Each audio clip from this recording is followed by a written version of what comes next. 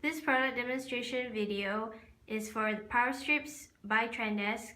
There are 4 screws provided in the packet, and that will allow you to screw in the power strip onto your desk. And below the desk, on one of the sides, are brackets pre-installed, and if you prefer the power strip to be on either the left or right, you may take off the screws and place it whichever side of the desk you prefer. Today we will install the power strip. So first you take the power strip and the screws.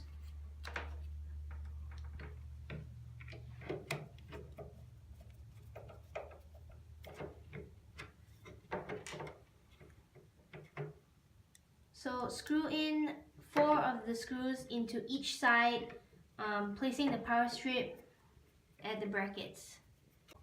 Once you are done, make sure that all screws are tightened.